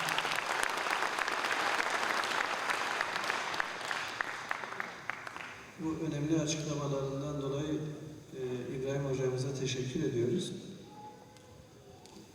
Bediüzzaman Medresetü Zehra ile veya Risale-i Nur'la ortaya koyduğu ilmi muhtesebatla aslında ulemanın veya geleneksel dini düşüncenin karşılaştığı modern dönemin kavramlarıyla veya sorunlarıyla ve sorularıyla boğuşmasına bir çözüm yolu aramak veya ulemayı çıkmazdan kurtarmak için bir gayret ortaya koymuştur. Bunu bir 20-25 dakikalık sunum çerçevesinde elbette vuzuğa kavuşturmak imkansızdır. Fakat hocamızın da belirttiği gibi aslında Medresetü Zehra'nın maddi anlamda bir imkansızlıkla karşılaşması manevi anlamda bir mana bolluğunu veya bir mananın inşasını beraberinde getirmiştir diyebiliriz. Yani o koşullar veya imkanlar belki sağlanmış olsaydı bu değerli çaba da ortaya çıkmayabilirdi tarzında bir manevi okuma yapabiliriz. Risale-i Nur'un kainata bakışı, Risale-i Nur'un Kur'an'ı okuma tarzı, Risale-i Nur'un dayandığı temel felsefe aslında bir nevi Medresetü Zehra'daki bilim ve din ilişkileri noktasında bir perspektif ortaya koymaya, sağlıklı, sahih bir bakış açısı kazanmaya yönelik bir gayretti. Bu okumaları ve tartışmaları sürdürmek gerekiyor ve bu projeyi bu açıdan mutlaka önemsemek ve gündeme getirmekte yarar var. Şimdi yüzyılımızın özellikle modern devletlerin yok ettiği veya halkları, farklı kültürleri karşı karşıya bıraktığı en zor gündem maddesi ne sıra geldi? Çok dillilik veya çok kültürlülük ulus devletlerin ödünü kopartan, onları çıldırtan, onları rahatsız eden bir kavram. Ama bu kavram Kur'an-ı Hakim'de bütün ilahi kelamlarda yerini bulduğu gibi aklın ve fıtratın tam merkezinde ve hakikatinde yer alan bir kavram aynı zamanda. Kainat çokluğu, çeşitliliği bir zenginlik olarak bize ifade eden bir kitap, bir ilahi kitap. Elbette kainatı halk eden, dilleri halk eden, insanı bu farklı vecesiyle yaratan ve izhar eden kudretin aynı zamanda ifadesi olan kelamında bir çelişki, bu durumla çelişen bir açıklama bulunamaz. Olmaz da. O yüzden aslında dindarların böyle bir sorununun olmaması gerekiyordu. Ne yazık ki ulus devletlerin Müslüman zihin üzerinde oluşturduğu etki farklı kültürlere, özellikle egemen olamayan veya ezilen kimliklere ve dillere yönelik aşağılayıcı bir tutumu onlara da kazandırmıştır. Bu noktadan temizlenmek, uzaklaşmak, teberri etmek aynı zamanda imani bir görevdir. Tabii Salim hocamız, değerli araştırma görevlisi Dicle Üniversitesi'nden Salim hocamız da çok dilliliği, Osmanlı ve Türkiye modernleşmesi ve burada bu çerçevede takip edilen politikalar içinde ele alacak. Medresetü Zehra'nın çok dillilik vurgusunun ne anlama geldiğini bize sunacak, bizimle paylaşacak. Buyurun. Herkese merhaba, hepiniz hoş geldiniz. Söylendiği gibi ben de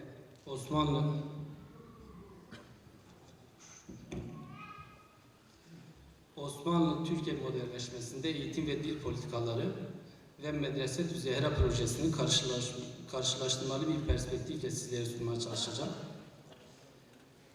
Öncelikle modernleşme süreciyle birlikte ortaya çıkan modern ulus devletler diğer bütün bir önceki devlet modellerinden farklı olarak tek tip dil, kültürel uygulamaları hayata geçirebilmek için amansız bir çaba içerisine girmişler. Zira onların temel iddiası bir devlette yaşayan bir halkın anlamlı bir bütünlük ifade ettiği üzere bir perspektifle yaklaşıyorlardı. Daha önceki imparatorluklar döneminde ve önceki devletlerde temel olarak halkın inançlarına ve dillerine müdahale söz konusu değildi. Sadece halktan vergi alınıyordu ve sadakat bekleniyordu. Ancak modern devletlerin ortaya çıkışıyla birlikte artık modern devletler homojen bir yapı oluşturmak, sadece dil üzerinde değil, her bir alan, hayatta her bir alanda yekpare ve homojen bir yapı oluşturmak için çok ciddi bir çaba girişmişler. Zira kendi varlıklarını onun üzerine bina etmişlerdi. Yani ulus devletler ifade edildiği gibi bir ulus inşa sürecine, ulus devletler kurulduktan sonra bir ulus inşa sürecine giriyorlar ve bu ulus inşa süreci ise öncelikle dilde başlıyor ve bu dilin tek bir dile indirgenmesi için amansız bir çaba içerisine giriyorlar.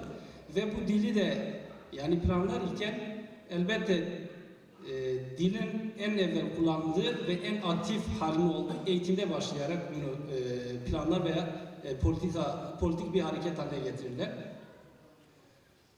Şimdi modern ulus devletler tabi her şeyi merkezleştirerek yani daha önce var olan şiddetin dağınık halini şiddetin tekeline alarak eğitimin dağınık halini eğitimi tekeline alarak yani artık salt meşru şiddet tekeline sahip diye tanımlanan modern devleti tanımlayamayız bu şekilde. Aynı zamanda meşru eğitim tekeline sahip diye de niteleyebiliriz. Hatta meşru şiddet tekelinden daha önemlidir diyebiliriz meşru eğitim tekeli. Zira meşru eğitim tekeliyle istedikleri mantıkta istedikleri biçimde halkı inşa ederler veya toplumu inşa ederler. Bu inşa sürecinde tabii hiçbir toplumda, hiçbir coğrafyada homojen, yekpare tek bir millet bulunmamaktaydı. Yani bu memlekette de hep ifade edilen 72 millet işte veya bugün ifade edilen 28 etnik grup bulunmakta.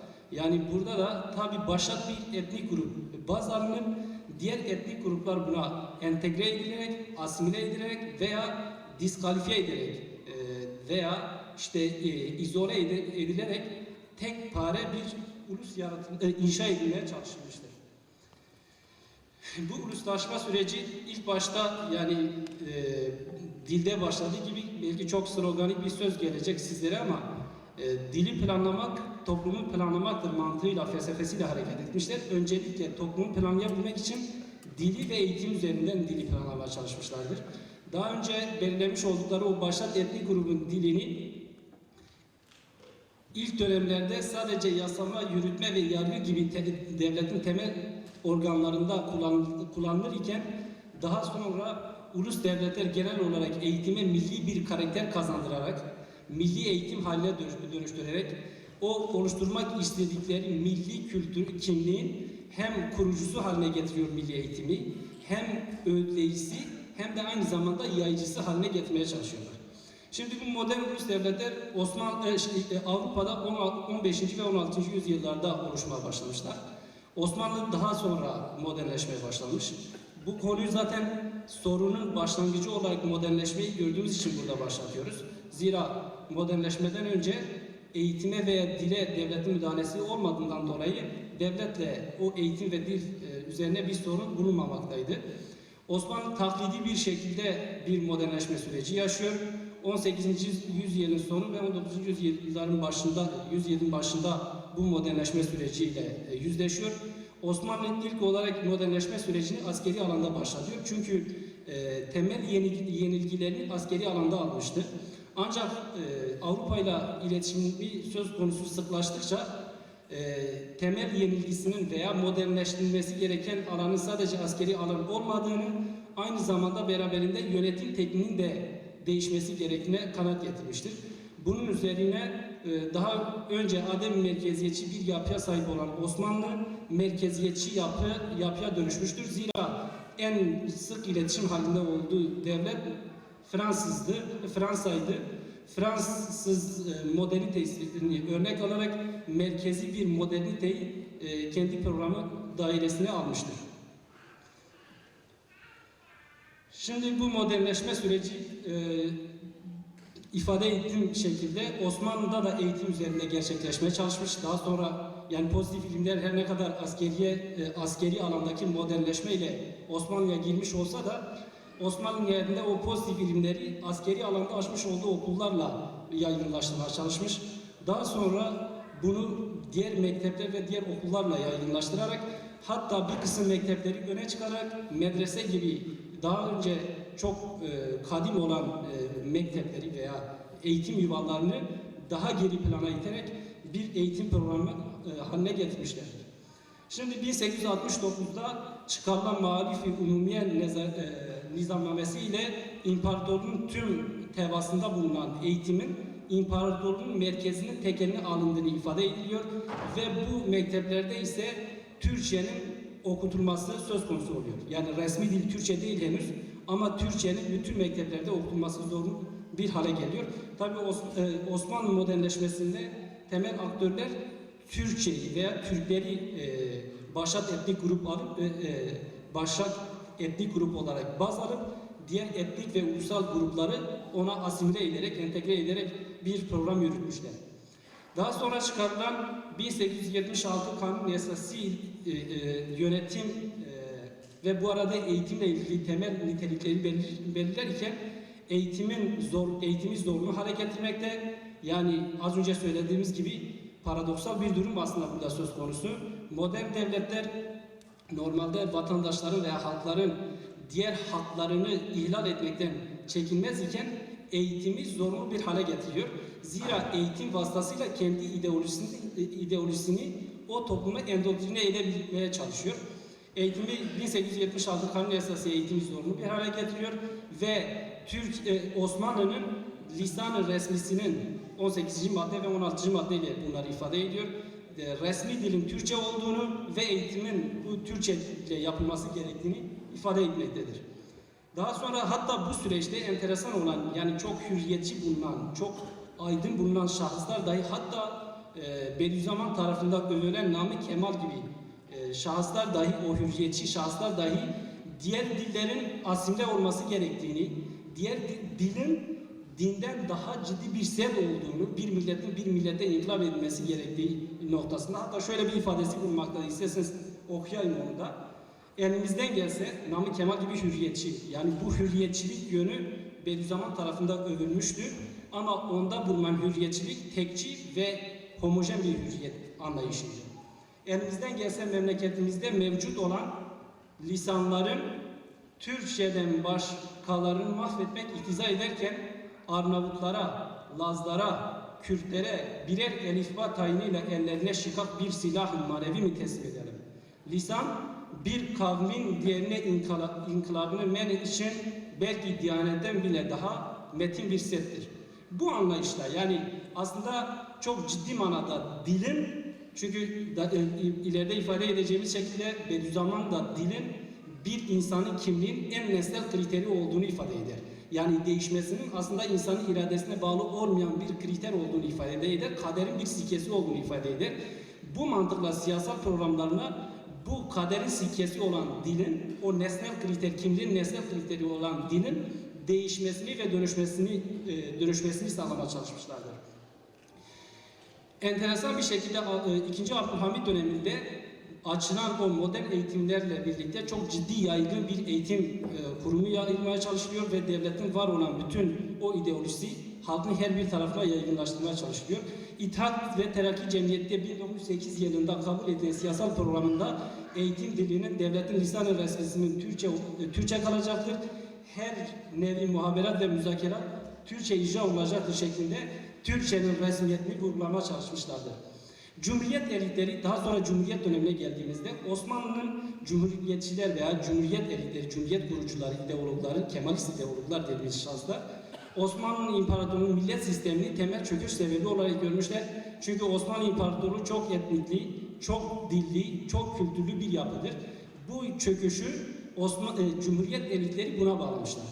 Bundan dolayı da Osmanlı'nın son döneminde başlayan o modernleşme hareketini adeta bir devrim sıçramasıyla, adeta bir devrimi baz alarak bütün o çoklu yapıları, çok dilli yapıları, çok kültürlü yapıları, çok dilli yapıları hepsini teke indirgemeye çalışmışlardı. Kendi varlıklarını o tek üzerine bina etmişlerdi. Zira çünkü Osmanlı çöküşünü buna bağlıyorlardı. Ve haliyle asıl bu var olan tekçi mantık eğitim ve dil politikalarına da yansıyorlardı. Yani bu var olan Cumhuriyet'in ilk yıllarında kurulan, daha sonra asıl Tevhid-i Tedrisat 1924 senesinde Tevhid-i Tedrisat kanunuyla medreselerin de ilga edilmesini sağlayan o kanunla bütün yapıların bütün eğitim kurumlarının tek taraftan yönetilmesi gerektiğini ve tek yapılı bir eğitim kurumu olması gerektiğini, bu Tevhid-i Tedrisat kanunu laikleşmeyi sağladığı gibi tek dilli bir eğitimi de sağlamaktaydı. Çünkü daha önce medreselerde kendi yerel dillerini fiili olarak insanlar kullanabiliyorlardı. Bu belirlenen temel Cumhuriyet'in kuruluş aşamasında belirlenen bu program daha sonra artık konjektüre bağlı olarak değişim gösterse de temel paradigması değişmemiştir. Bütün bu kısa diyeceğim ama biraz uzun oldu herhalde. Özetten sonra asıl vurgulamayı düşündüğümüz Bediüzzaman'ın temel eğitim felsefesi ve dil politikası. Yani bu politikalara karşı bu karşılaştırmayı nasıl yapacağız diye. Şimdi Bediüzzaman daha önce ki sunumlarda ve sinevizyonda da belirttiği gibi bir medrese zehra projesi sunuyor ve bu medrese zehra projesinin Abdülhamid'e sunduğunda rüşvet payı kendisine teklif ediliyor, sus payı, yani susması için. Ancak kabul etmiyor. Daha sonra Mustafa Kemal tarafında şart vaiz-i umumi teklifi de kabul etmiyor. Aslında bu ikisi arasında bir paralellik söz konusu. Zira Bediüzzaman aydın ve ulemanın, entelektüel sınıfın kendi özgür atmosferi içerisinde kendilerini üretmesini öngörmektedir. Yani devlete bağlı olarak değil de kendisi özgür bir şekilde kendisini üretmesini istemiştir. Böyle bir anlayışla hareket etmiştir. Çünkü yoksa aydın ve entelektüel, ki o dönemde öyleydi, devletin yapılan bütün eylem ve işlemlerini meşrulaştırma üzerine bir çaba içerisine girmeye çalışırlar. Ki o dönemde de maalesef bunu yapmışlardı. Aslında bunu niye vurguladım? Bediüzzaman'ın öngördüğü Medresetü Zehra projesi de evet yüksek eğitimlerle aynı eşit değerlere, eşit haklara sahip olması gerektiğini söylüyor. Ancak kendi yapısının devletin kontrolünde değil, özel bir yapıda olması gerektiğini savunuyor. Yani bunun yönetiminin özel olması gerektiğini ifade etmektedir. Şimdi Osmanlı az önce söylediğiniz gibi temel olarak kendi kurtuluşunu teknik bilimlerde, askeri bilimlerde arar iken Bediüzzaman aslında bunun sanat, ilim ve marifet, sanat ve ilimle yapılabileceğini ifade etmektedir. Kaba kuvvete dayanan, ki modern devletlerin çoğu kaba kuvvete dayanmaktadır. Meşru şiddet tekelini ellerine aldıktan sonra kaba kuvvete dayanan devletlerin çabuk zeval bulacağını, ancak ilme dayanan devletlerin varlıklarını koruyabileceğini ifade etmektedir. Şimdi bu Abdülhamid'e sunduğu dilekçesini daha sonra 1908 yılında Aralık ayında Şark ve Kürdistan gazetesinde neşretmektedir. Bu ifadelerine baktığımızda az önce sinevizyonda da okundu. Bu ifadelerin kendisinde iş barışın ve bir milletin millet olma bilincinin ve yerel yapının merkezi yapıyla sağlıklı bir barış sağlayabilmesinin eğitim yoluyla mümkün olabileceğini öngörmektedir. O yazısında Abdülhamid döneminde açılan çok yüksek sayıdaki mekteplere aslında az önce söylediğimiz şekilde çok fazla mektep açılıyor. O mekteplerin açılışına teşekkür etmekle birlikte ama çok esaslı, çok temel bir eleştiride bulunmaktadır. Ve bu eleştirisi de aslında o açılan eğitim kurumlarının işlevsizliği üzerinedir. Zira eğitim kurumları resmi dil üzerine açılmıştır. Ancak Bediüzzaman onları, o açılan mekteplerin işlevselliği kazanabilmesi için yerel dillere uygun bir şekilde yerel dillerin kendilerini eğitimde kurumlaştırabilmesi üzerine bir eleştiride bulunmaktadır. Yani Bediüzzaman'ın anlayışında, eğitim anlayışında merkeziyetçi bir yapı yok, adem merkeziyetçi bir yapı var ve ana dili vurgusu orada çok ciddi öne çıkmaktadır. Bediüzzaman'ın eğitimin ancak ana diliyle sağlıklı bir eğitim yapılabileceğini, ana diliyle yapılmayan eğitimin sağlıksız bir eğitim olacağını ifade etmektedir. Hatta ana diliyle ilgili az önce söylediğimiz gibi kimliğin temel nesnel kriteri olduğunu ifade etmektedir. Ana dili milli duygulara ait parıltıların yansıma alanıdır. Ana dili edebiyat ürünlerinin meyve veren bir kelime ağacıdır. Ana dili eğitim ve öğretim hayatımızın damarlarında dolaşan kandır şeklinde çok ana dili üzerinde, ana diliyle yapılan eğitimin çok daha kalıcı bir eğitim olacağını, alışverişin sadece manayla olacağını, kelime arama söz konusu olmayacağını ifade etmektedir. Şimdi Bediüzzaman'ın bu ana dili vurgusu aslında ana dilin yani dilin kendi fonksiyonuna bağlıdır. Hem ana dilin iletişimsel yönü üzerinde vurgu yapmaktadır, hem de ana dilin kimliksel yönü üzerinde bu vurgu bulunmaktadır. Zira ona göre bir milletin mabihil bekası, yani var olma özelliği ancak ana diliyle mümkündür. Bir milletin millet olabilmesi ancak ana diliyle mümkündür. Ana dili olmayan bir milletin adeta kalpsiz bir millet olabileceğini veya millet olma özelliğini kaybedebileceğini ifade etmektedir. Dolayısıyla bütün milletlerin var olması Cenab-ı Hakk'ın bir ayeti olarak ana dillerine bağlı olduğundan dolayı ana dillerinin korunması gerektiğini ifade etmektedir. Hatta bundan dolayı hükümetin teşebbüste bulunması gerektiğini ifade ediyor. Aynı zamanda ana dili, diğer ana dili hakkı insanın onurlu bir hayat sürebilmesi için, insanın onurlu bir şekilde kendi yaşamını sürdürebilmesi için en temel haklarında olan bir haktır. Ana dil yasağı, ana dili hakkı aslında birçok hakla, başta ifade özgürlüğü olmak üzere birçok hakla ilintilidir. Ana dili yasağı aslında başta ifade özgürlüğünün katli anlamına gelmektedir. Yani bu bağlamda ana dili tanımıyla ilgili ana dilin neydi? Ana dili tanımları yapılmıştır. Ana dili kişinin en temel bilinç altına inen, kişinin temel kişiliğini oluşturan, toplumla iletişimi sağlayan en temel öğe olarak ifade etmektedir. Ana dilinin kişinin farkına varmadan, kendisi ekstra bir efor harcamadan, farkına varmaksızın edindiği dildir. Bundan hareketle bir ana dili sadece seçmeli ders olarak öğretilmesi, ana dil ile o etnik gruba sahip kişinin o öğrenim sürecinin, doğal öğrenim sürecinin kendisinin başta zedelenmesi anlamına gelmektedir. Ondaki ana dil eğitimi anlayışı sadece bir ana dilin öğretilmesi değil, bütün eğitim programının ana diliyle yapılması gerektiği ifadesidir. Çok az kaldı.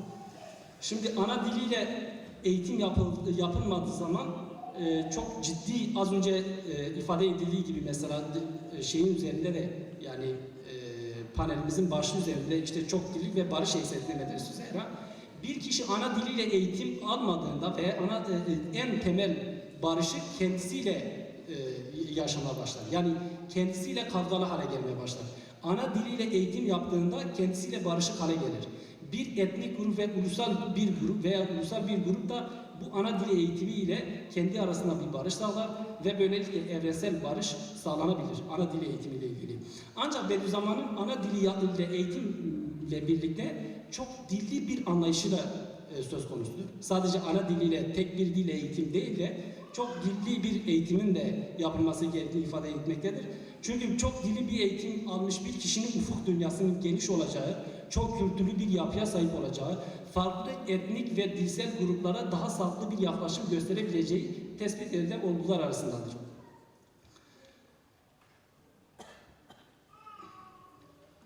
Kısaca şöyle özetleyebiliriz söylediklerimizi. Yani Bediüzzaman'ın düşünce merkezinde olanın otorite değil, halk merkezi olduğu, hukuk merkezi olduğu ve dolayısıyla eğitim politikasının da buna bağlı halk merkezli, otorite merkezi değil, halk merkezi geliştirmesi gerektiğini ifade etmektedir. Yani Medrese-i Zehra'nın Osmanlı ve Cumhuriyet modernleşmesi eğitim politikasına farklılık olarak şunu ifade edebiliriz. Bir kere Medrese-i Zehra despotik olmayan bir yönetim modelini, asimilasyonist olmayan bir birliktelik modelini, yani birlikteliği savunuyor ama genelde birliktelik asimilasyonist merkezli bir birliktelik olarak yürütülmüştür. Ama Bediüzzaman asimilasyonist olmayan bir birliktelik modelini, salt maddi ilerlemeyi ve zenginleşmeyi merkeze almayan bir ilerleme anlayışını, bilim anlayışı ise sadece pozitif bilime indirgenmeyecek bir bilim anlayışı olarak Osmanlı ve Cumhuriyet modernleşmesi eğitim politikasına farklılık arz etmektedir. Son olarak da şunu ifade edip bitireyim. Ana dilde eğitim hakkının bir insan hakkı olarak görülmesi gerektiğini, sıfırdan baştan sona kadar bütün eğitim aşamalarında kullanılması gerektiğini ve bu hakların bir yasa ve hukuk teminatı altına alınması gerekmektedir.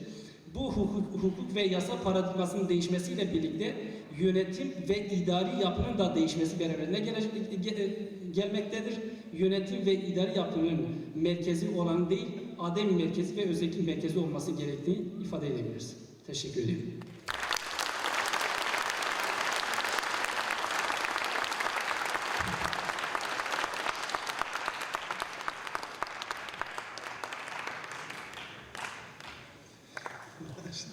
Salim Hoca'ya teşekkür ediyoruz bu değerli sunumundan, yorumlarından dolayı.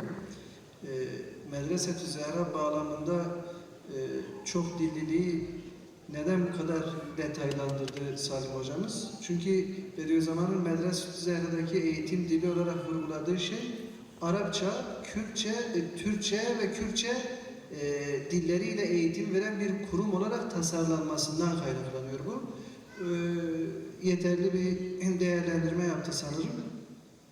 Yine dille ilgili bir latife babından hani dilin insaniyetin suretinin lisan sayfasında kendini resmettiğini söyleyen Bediüzzaman Hazretleri'nin bu sözüne bir anekdotla katkı sunmak istiyorum. Osman hocamızın köyünün ismi Geydmen. Fakat bugünkü ismi Gemtepe. Şimdi Gaydmem'in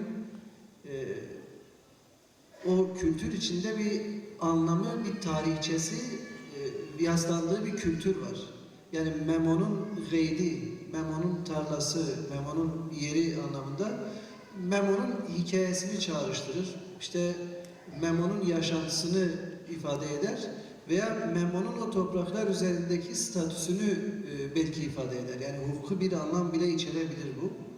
Ama bu birden Gemtepe'ye dönüşünce büyük bir zeka örneği sergilenerek veya yine bizim Bingöl'de bir örnek vermek istiyorum. Alber diye bir köyümüz var bizim. Yani Berhu'nun oğlu Alo'nun köyü anlamına geliyor bu. Şimdi muhtemelen buna yeni bir isim bulalım diye çok çabalamamışlar. Yani ses benzerliğinden dolayı şu anda bu köyümüzün ismi Ali Birköy. Yani hani Ali Birköy'e dönüştürdüğünüz zaman aslında siz bir kültürü katlediyorsunuz. Siz bir tarihi katlediyorsunuz.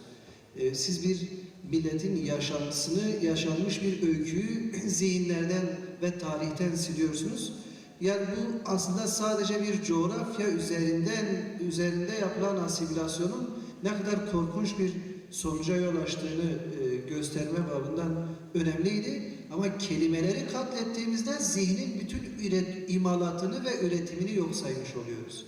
Yani dolayısıyla dile dokunmak, dili inkar etmek, dili yok saymak zihne bir hakaret, insanın insaniyetine bir hakarettir. Sabırla panelistlerimizin, konuşmacılarımızın yorumlarını dinlediniz. Bizim planlarımız içinde soru cevap bölümü olacaktı. Fakat ben şu anda bir karar aldım. Sunumlar uzadı, zaman da geç oldu. Bu soru faslını affınıza sığınarak iptal etmek istiyorum. Yeterli açıklamalar yapıldığından dolayı bunu böyle öngörüyoruz. Hepinize katılımınızdan dolayı çok teşekkür ediyoruz. İnşallah başka programlarda da yine buluşmak üzere. Saygılar.